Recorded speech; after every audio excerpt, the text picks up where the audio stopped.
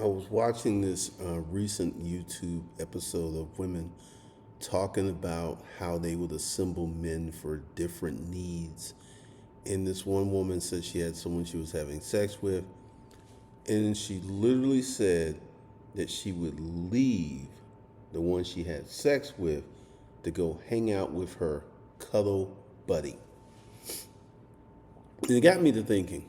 It got me really thinking about um, my past, my experimentation, and how many women I had on rotation, so to speak. So I'm going to talk about the whole process. And this started with the Craigslist protocols.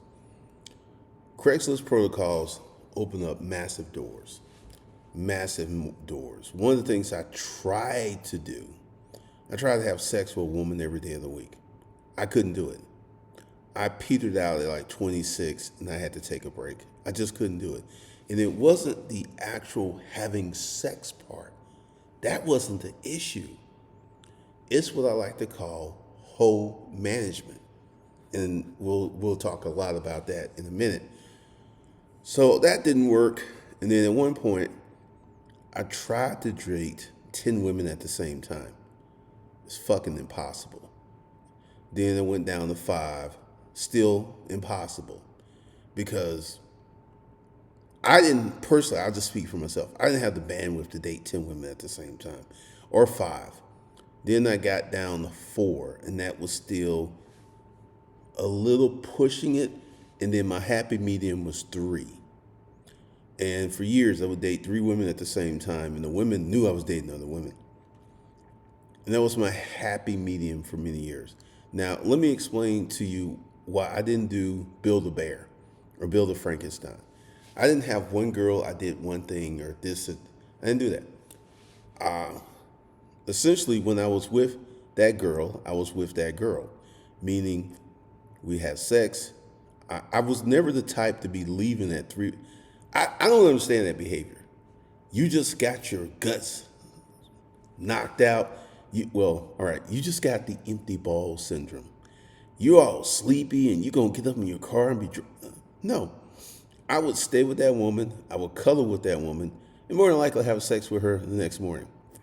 It wasn't like I was dating multiple women and I had one that did this and one that did that. No, I dated all women, I would say equally. When I was with that one woman, we have sex, we go to dinner, we hang out. Now this gets back to whole management. You cannot have a bunch of women on rotation unless, I'll say unless, she's out there doing similar stuff and you're on her rotation. My rotation worked like this. And I was deeply honest. I was a very arrogant bastard. I was like, all right, this is the deal. I'm dating other women. I'm having sex with other women, but you're only having sex with me. And I would get that look that like, is he really think this gonna work, right? And then I would like have the conversation. I remember one. Let me see.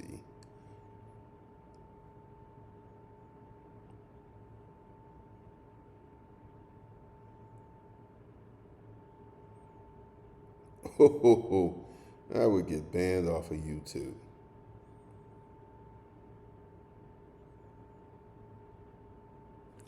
I was having a conversation with her, right?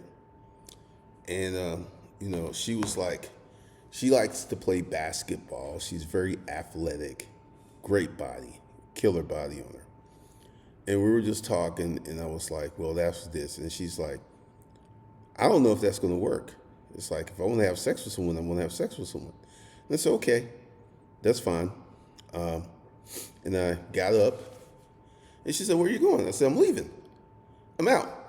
What do you mean you're out? I'm like, we're done. You don't want to be part of my program. I understand. You're your own woman. You can do what you want. But I'm out. And I left out, got in my car, and was driving the street. And she called me, and she's like, what are you doing? And I'm like, I'm leaving. You don't want to be part of my program. I understand. I respect you as a woman. I'm out.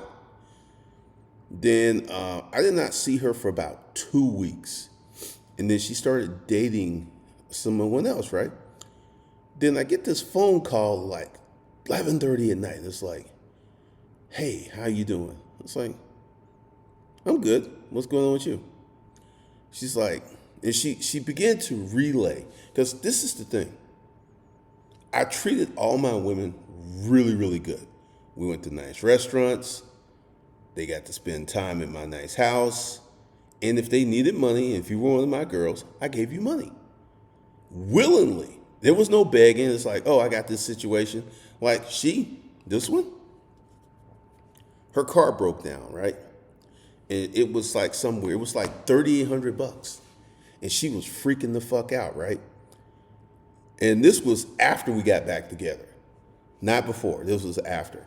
And, she was calling me and she was like, I've been dating these guys and it's just different. I said, what do you mean? She's like, I went out with this one guy and he expected me to pay half. I was like, why are you calling me? Why are you calling me? Because I got straight to the point. I was like, it's 11:30 at night. I'm about to go to bed. Why are you calling me? And she said, I want to be part of your program. And I was like, what do you mean exactly you want to be part of my program? What are you talking about? I understand you're dating other women. I understand that you want me to only have sex with you, even though you're having sex with multiple women. I said, it's only three. It was only three. I said, at the time when she left, there was only two, and I didn't replace her. I said, there's only three. And I went ahead and explained my protocols. Like, I date you, I go out with you, we do this stuff, we have fun. If you want to be part of that program, these are the rules. And she was like, okay. So I treated all the women equally. And then we got back together. About 6 weeks, we were back together. Then she calls me and she said, my car is doing something funny. I was like, what is? And I would do stuff. Like, I would go out, check on cars. I was actually like a boyfriend that had 3 girlfriends. And I went out and that car was making this weird sound. I went ahead and called the tow truck, had the car towed, take it to the shop. To get to the shop, they're like, oh, it was all kinds of stuff wrong with this car. And the bill was like $3,800. And she started fucking crying. She said, I don't have $3,800. And I was like, I got you. And she looked at me. Really? I said, yeah. So I get the guy in my American Express. I was like, prepaid it. He's like, okay. Boom. Her car was ready in 2 days. And while her car was out, guess who drove her around? Me. I picked her up, took her where she needed to go. I drove her around. So this whole thing of having multiple men to do different things is kind of strange. It's kind of strange, right? So what happened is, after the Super Whore episode, with her, I had downgraded down to just one woman. I don't know if it's I gotten older or whatever, but whole management it's like you own a business and you got to manage employees. This takes up a lot of your temperament. It takes up a lot of time. And I'm just not in the mood for whole management. I'm just really, really not. So with my current boo, Tressie, when I met her, I was deeply thrilled by her. Deeply, deeply thrilled. And the next day I went home and I woke up and I said, I'm going to commit to this woman. And what does commitment mean? She's the only woman I'm dating. I'm going to treat her the best of my ability. I'm going to woo her. I'm going to really, really give her my best. In doing that, I met her on a Monday. Saturday, she was my girlfriend. So for me, this whole Build-A-Bear thing, it's just weird. It's just strange. It's just crazy. Because I feel, as a man with management skills, you do a better job of this than this woman. Like this, I could not see leaving one of my women after having sex with her to go hang out with another woman. I couldn't, that made no sense to me. Because, all right, I like to cuddle. I like to cuddle. So after we get it on, I sit there, I hold him, I kiss him. And 3 was optimum because, with life, people are busy. But 3 was the magic number for me. and then it went from 3 to 1. And I'll explain to you what happened. And I got scared. One of my girls got pregnant. I thought she was on birth control. I knew she was on birth control. I saw her take it, and she was like fucking, whizzing out. And, apparently her birth control had an error rate or something. And it was like, woo.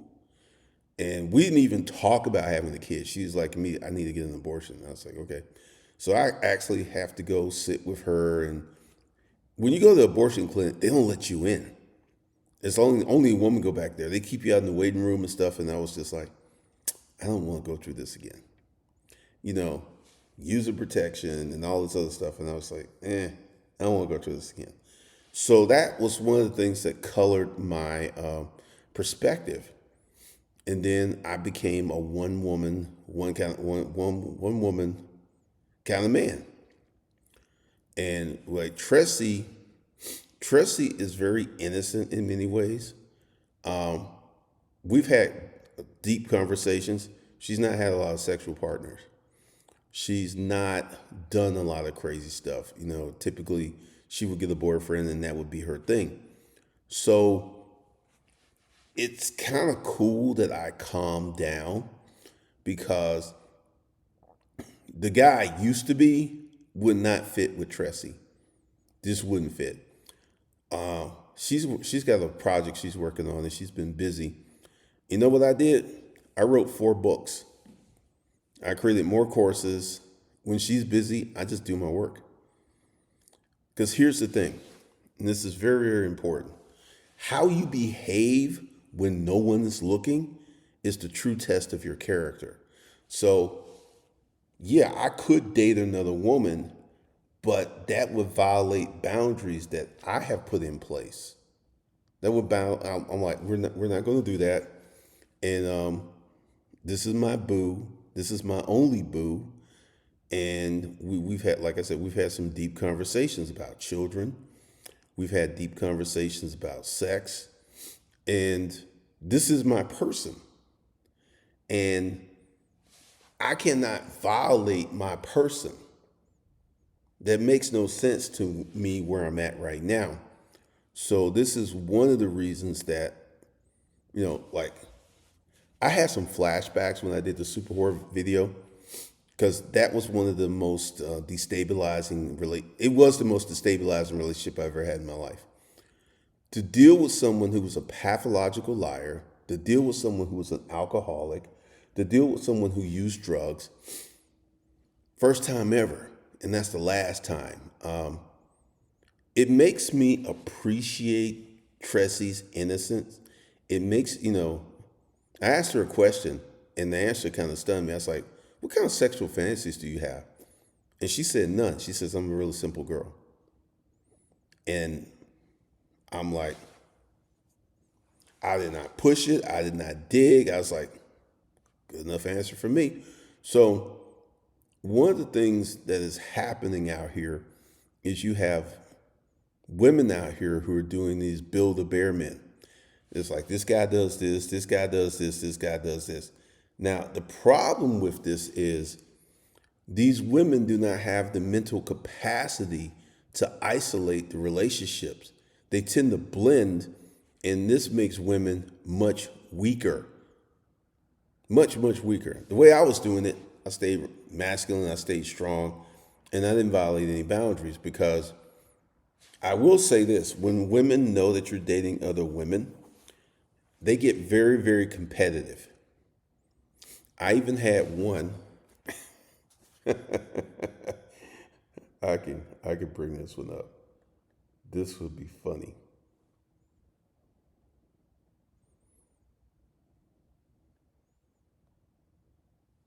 This one, when it was like a 3 thing, she was like, I'm gonna fuck you better than she does.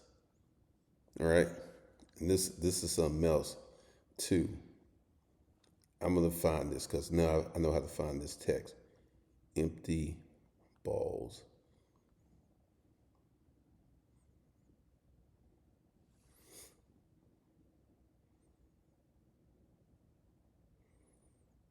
see.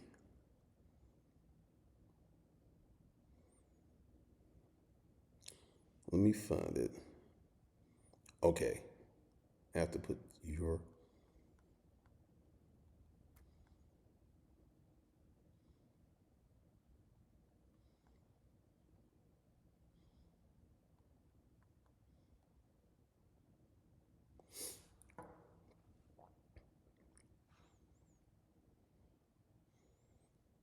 Let's see. That's not.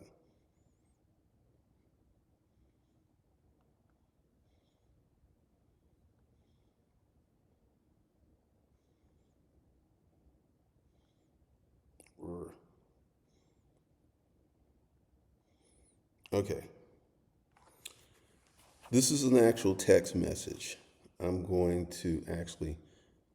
Nah, because her name's there. This is a text message that I got. Your balls were empty when you came over on Sunday. If you're gonna feed me daddy dick, please stop wasting on broke ass bottom of the shelf, reduced quality whores, and feed it to a top shelf slut like me. That those were the kind of texts you get when you're being honest. She knew I was messing with other women. She knew, and this is the one. She made a lot of money. She makes like $250,000 a year, so that's why she said, "Reduce quality whores and feed it to a top shelf slut like me." So this whole thing that women do with Build a Bear, you don't want to really be part of that program. I'm telling you, because they're not going to treat you to the best of their ability. And I was just stunned that this woman would like leave someone she just had sex with to go cuddle with another man. That was just crazy because I kept my compartments. You know, if I had sex with one woman, I spent the night at her place or she spent the night at my place. We had sex in the morning. And then I would see my other girl a day or so later. There was never any overlap. Like, I wouldn't do that. That was crazy. And the one who car broke down, that whole week, I told the other two that I was out of town. I would have spontaneous lies like that, you know, to say, oh, I'm out of town. And I was with her the whole week because she didn't have a car. You know, taking her up, taking her out, fucking the shit out of her, getting my dick sucked while I drive her around. It was great. So one of the things is home management is a thing. And if you don't really become really good at home management, like I said, I thought dating 10 women was going to be crazy. And it was unsustainable.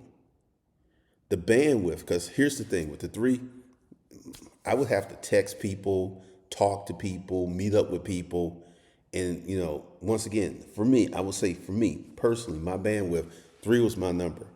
And then it went down to one. It just kind of collapsed.